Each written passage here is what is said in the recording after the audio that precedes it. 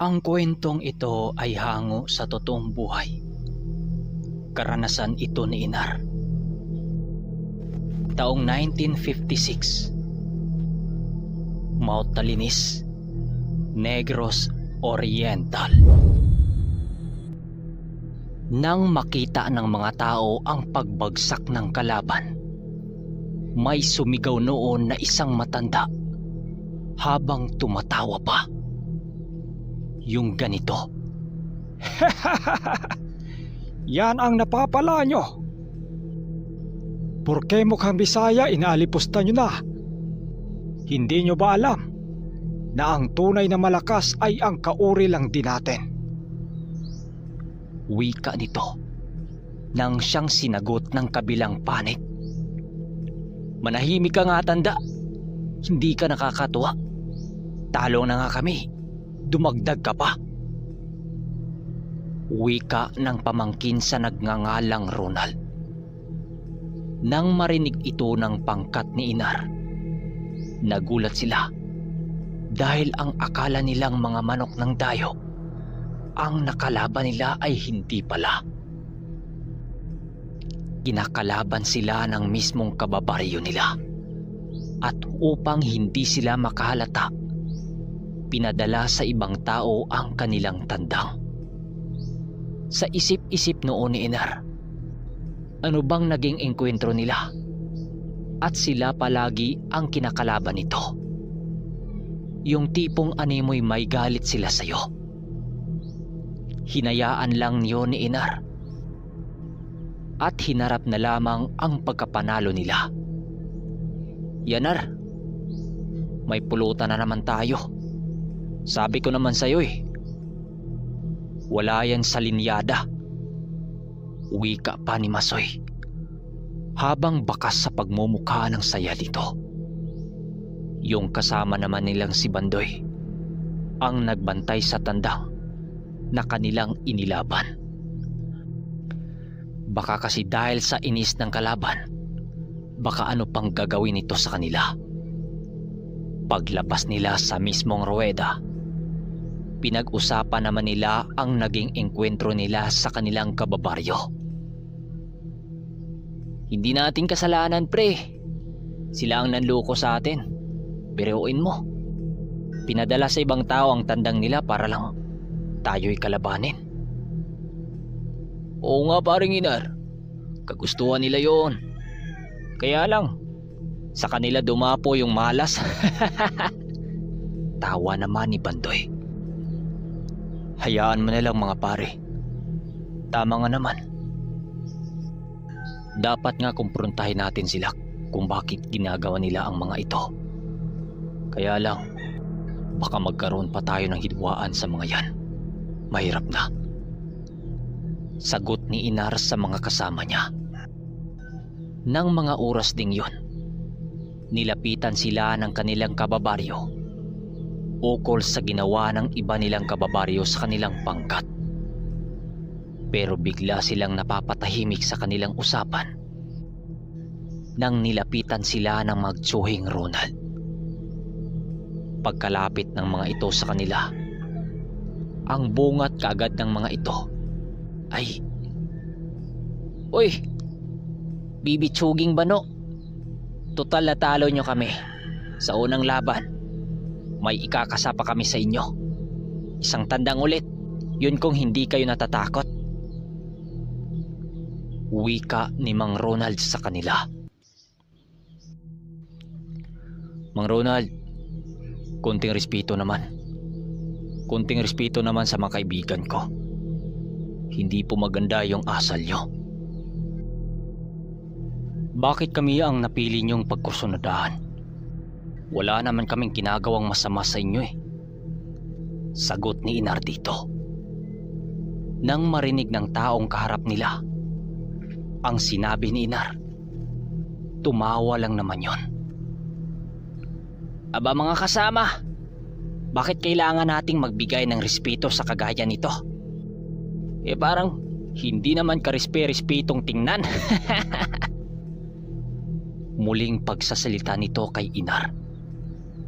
Yung ibang mga taong nasangkot sa usapan pinili na nitong magsilayuan upang hindi na madamay. Magamat kalmado lang itong si Inar, yung dalawa naman niyang mga kasama, animoy lilipad na ito para sumugod. Subalit, maigi itong pinigilan ni Inar dahil ayaw niyang mas lalo pang lumala ang sitwasyon. Mga pare, ano? Ilalaban pa ba natin tong dalawang natira? O uwi na lang tayo? Naghahanap kayo ng gulo eh. Huwag niyo nang patulan yan. Wika ni Inar sa dalawa. Dahil parang wala itong balak na tumitigil. Nang sabihin yun ni Inar, kumalma lang naman ang mga ito. Dahil ayaw din naman nilang masira ang araw na yon. Dahil sa pamimilit ni Mang Ronald, napilitan na ring kumasa si Inar laban sa mga tandang nito. Habang nagkakabit siya ng bulang, gigil namang nakatingin ang mga kasama niya doon sa grupo ni Mang Ronald. Lihim niyang inilagay sa tari ng manok ang mutya niyang dala-dala. Linawin ko lang hindi kay Inar yung tandang na ilalaban nila, kundi kay Masoy. Ano pre, okay na ba yan? Para naman may pakita natin sa kanila. Wika ni Masoy habang hawak-hawak ang ilalaban nilang tandang. Makalipas ang ilang minuto, pumasok na nga silang tatlo sa loob upang doon na lang antayin ang pangkat ni Ronald. Maya-maya pa, nasipat na nga nila ang pagpasok nila Mang Ronald doon sa ruwida. Kaya't naghahanda na rin sila. Ganon ulit na naman ang nangyari. Napalagay sa lugruhan ang laban na yon dahil halos tubos-pusta na lang dahil wala sa porma ng tandang nila Inar ang manalo sa laban. Pero hindi kalaunan, natuloy din ang laban na yon kila Mang Ronald nang siyang ikinagalak ng mga ito. Pareng Inar, ikaw ang magbibitaw dito. Ipakita mo sa kanilang hindi tayo talunan. Bulong ni Masoy sa kanya. Pumayag naman si Inar dito nang walang pag-aatubili. Makalipas pa ang ilang minuto, binitawan na ang dalawang tandang sa ruweda. Pagsugod ng kalaban, nag-alala naman itong si Inar at ang mga kasama niya nang bahagyang tumakbo ang pambato niya na para bang laban atrasan. Dahil doon, mas lalong kinansyawan sila ng mga tao doon dahil bakit inilaban pa nila ang ganong uri ng tandang. Ikilalang takbuhin yun sa laban eh. Maya-maya pa, naghabulan ang dalawang pambato sa loob ng siyang halos ikinaalarma ng mga tao. Tama kayo nang narinig. Tumakbo yung pambato nilang tatlo. May narinig pa sila noon na wag nang ipilit dahil ayaw ng tandang na siya'y maging tinula. Kinapala na lang ng tatlo ang kanilang mga mukha at nakikiusap doon sa kalaban na kunin na lang nila pabalik ang tandang. Inis na inis noon si Masoy dahil sa ipinakitang galaw ng pambato niya. Pare, huwag mo nang saktan yan. Akin na lang yan. Baka kasi wala sa kondisyon ito eh. Tapos, dinala mo pa rito. Wika naman ni Inar. Ibinigay naman ni Masoy sa kanya ang tandang na yon at kanya itong tinanggap. Paano ba yan paring Inar? Mas lalong nakilala tayong mga banong sabungero dito. Wika naman ni Bandoy sa kanilang grupo. Hayaan nyo lang mga pare. Baka ganun talaga eh. Hindi para sa atin ang araw na to. Sagot naman ni Inar dito habang unti-unting tumalikod. Kaya't pinili na lang nilang mag-inuman kaysa problemahin ang mga bagay na yon. Habang nag-inuman sila, bigla naman nilang nasipat si Mang Usting na naglalakad na may daladalang tuba. Agara naman nila itong tinawag, subalit suminyas yung mamaya na raw. Ilang sandali pa, lumapit din ito sa kanilang grupo. "Kanina pa ba kayo rito? Parang seryoso naman yung mga pagmumukha nyo." Wika ni Mang Usting paglapit nito. Niyaya naman nila itong tumagay para na din makapagkwentuhan sila. Ilang minuto pa nilang pagkwentuhan, doon nalaman ni Mang Usting ang pangyayari sa laban nila ng araw na yon.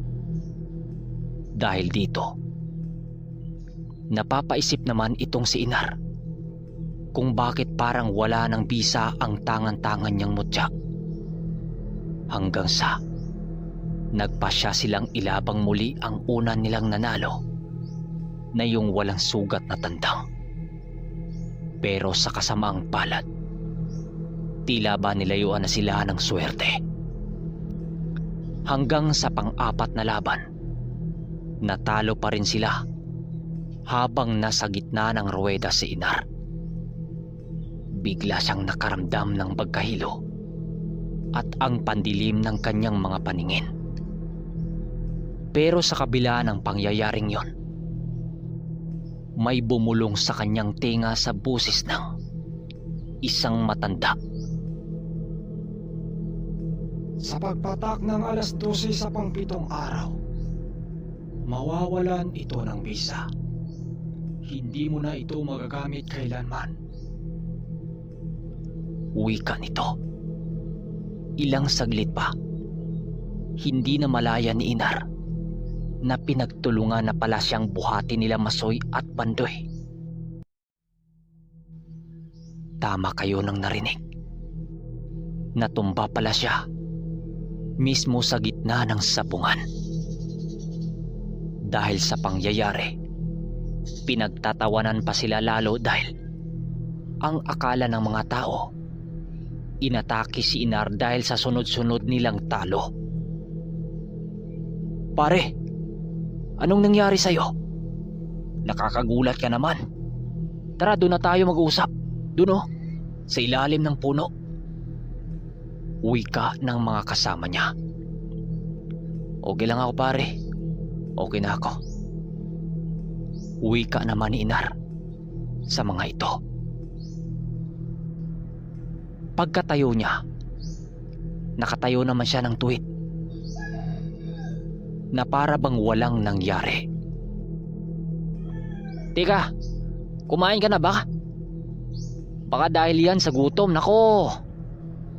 Wika pa ni Masoy. Inaya siya ng mga itong bumalik sa sabungan para mag-inuman, subalit ayaw na niya. Kaya ang nangyari, umuwi na lang siya sa kanilang bahay habang yung mga kasama niya bumalik sa sabungan para ituloy yung kanilang inuman. Habang naglalakad siya papauwi, panay naman ang isip niya kung sino yung matandang bumulong sa kanya. Lumipas ang mga araw, hindi na muna sumama si Inar sa sabungan upang magpalamig na muna sa mga pangyayari. Isang gabi, habang nagpapahinga siya, naisipan niyang buksan ang supot kung saan niya itinago yung mutyang ibinigay ng matanda. Pagbukas niya dito, nagulat siya. Nakita niyang isa lamang itong tumpok na abo na lamang. Di niya namalayan, nakatulog na siya sa kanyang hinihigaan. "Sumama ka sa akin. Matutulungan kita sa problema mo." Muling bulong ng matanda. Pagbangon niya, umaga na pala. Bantay sa Part 8, at itutuloy natin ang kwento. Maraming salamat.